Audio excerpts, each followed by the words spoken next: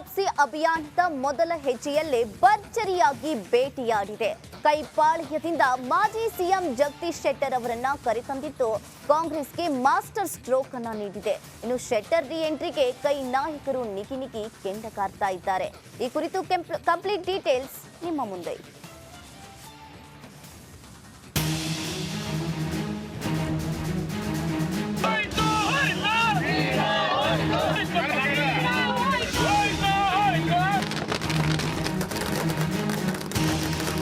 ಹುಬ್ಬಳ್ಳಿಯಲ್ಲಿ ಕಾಂಗ್ರೆಸ್ ಕಾರ್ಯಕರ್ತರ ಸಂಭ್ರಮಾಚರಣೆ, ಪಟಾಕಿ ಸಿಡಿಸಿ ಸಿಹಿ ಹಂಚಿ ಸೆಲೆಬ್ರೇಷನ್.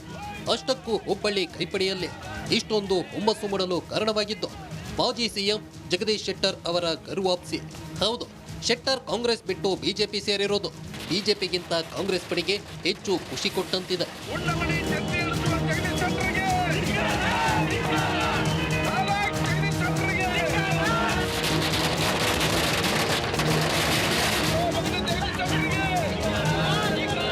ಕಾರ್ಯಕರ್ತರು ಹಾಗೂ ಕಾಂಗ್ರೆಸ್ ನಾಯಕರ ಮಾತುಗಳಲ್ಲೇ ಆ ಖುಷಿ ವ್ಯಕ್ತವಾಗ್ತಿದೆ.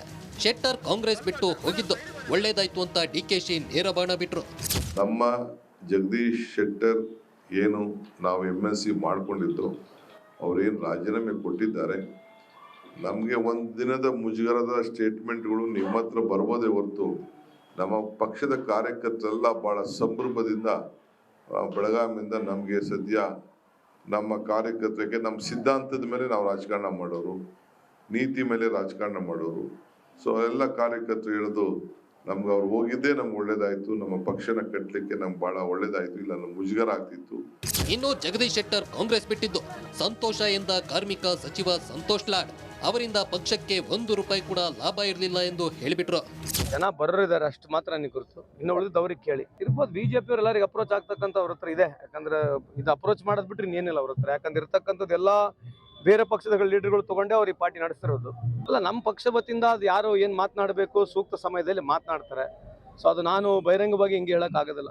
ಕಾಂಗ್ರೆಸ್ ಟೀಕೆಗಳಿಗೆ ಸೊಪ್ಪು ಹಾಕದ ಜಗದೀಶ್ ಶೆಟ್ಟರ್ ನಾವೇ ಕಟ್ಟಿದ ಮನೆಗೆ ವಾಪಸ್ ಬಂದಿದ್ದೇನೆ, ಸ್ಥಾನಮಾನ ಕೊಡೋದು ಬಿಡೋದು ಹೈಕಮಾಂಡ್ಗೆ ಬಿಟ್ಟಿದ್ದು ಎಂದು ರಿಪಬ್ಲಿಕ್ ಕನ್ನಡಕ್ಕೆ ಎಕ್ಸ್ಕ್ಲೂಸಿವ್ ಹೇಳಿಕೆಯನ್ನ ನೀಡಿದರು.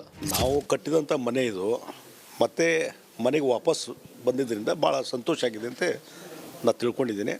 ಮತ್ತು ಇಡೀ ರಾಜ್ಯದಿಂದ ಭಾರತೀಯ ಜನತಾ ಪಾರ್ಟಿ ಎಲ್ಲ ಕಾರ್ಯಕರ್ತರು, ಅದರಲ್ಲಿ ಗ್ರಾಸ್ ರೂಟ್ ಲೆವೆಲ್ ಕಾರ್ಯಕರ್ತರು, ಡಿಸ್ಟಿಕ್ನಲ್ಲಿನಂಥ ಲೀಡರ್ಸು ನಿನ್ನೆಯಿಂದಲೇ ಭಾಳ ದೊಡ್ಡ ಪ್ರಮಾಣದಲ್ಲಿ ಫೋನ್ ಮಾಡ್ತಾಯಿದ್ದಾರೆ.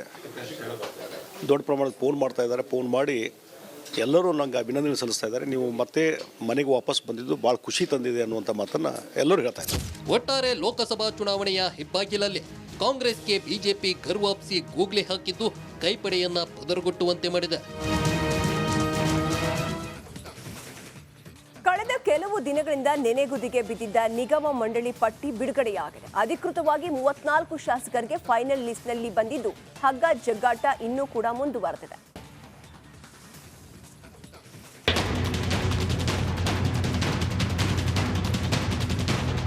ರಾಜ್ಯದ ನಿಗಮ ಮತ್ತು ಮಂಡಳಿಗೆ ಅಧ್ಯಕ್ಷರು ಆಯ್ಕೆ ಪ್ರಹಸನಕ್ಕೆ ಮೊದಲ ಅಂಕ ಬಿದ್ದಿದೆ. ಅಳೆದು ತೂಗಿ 34 ಜನ ಶಾಸಕರ ಮೊದಲ ಪಟ್ಟಿಯನ್ನ ಹೈಕಮಾಂಡ್ ಮುದ್ರೆಯೊಂದಿಗೆ ಸಿಎಂ ಸಿದ್ದರಾಮಯ್ಯ ರಿಲೀಸ್ ಮಾಡಿದ್ದು, ಇದರಲ್ಲೂ ಕೂಡ ಸಿದ್ದು ಬಳಗವೇ ಮೇಲುಗೈ ಸಾಧಿಸಿದೆ. ಜಗದೀಶ್ ಕಾಂಗ್ರೆಸ್ಗೆ ಕೈಕೊಟ್ಟ ಬೆನ್ನಲ್ಲೇ ನಿಗಮ ಮಂಡಳಿಗೆ ಅಧ್ಯಕ್ಷರ ಮೊದಲ ಪಟ್ಟಿ ರಿಲೀಸ್ ಆಗಿದ್ದು ಸಿದ್ದರಾಮಯ್ಯ ಅತ್ಯಾಪ್ತರಿಗೆ ಉತ್ತಮ ಸ್ಥಾನಮಾನ ಸಿಕ್ಕಿದೆ. ಆದ್ರೆ ಕಾರ್ಯಕರ್ತರ ಪರ ಬ್ಯಾಟ್ ಮಾಡಿದ್ದ ಡಿಕೆ ಶಿವಕುಮಾರ್ ಬಣದ ಕೈ ಮತ್ತೆ ಕೆಳಗಾಗಿದೆ. ಡಿಕೆ ಶಿವಕುಮಾರ್ ಅಸಮಾಧಾನವನ್ನ ತಣಿಸಲು ಹೈಕಮಾಂಡ್ ಮಾಸ್ಟರ್ ಪ್ಲಾನ್ ಮಾಡಿದ್ದು ಸಿಎಂಗೆ ಸಮನಾಗಿ ಮುಖ್ಯಮಂತ್ರಿಗೂ ರಾಜಕೀಯ ಸಲಹೆಗಾರ ಹುದ್ದೆ ಸೃಷ್ಟಿಸಿದೆ. ಹಾನಗಲ್ ಶಾಸಕ ಶ್ರೀನಿವಾಸ್ ಮಾನೆಗೆ ಅದರ ಹೊಣೆ ನೀಡಲಾಗಿದೆ.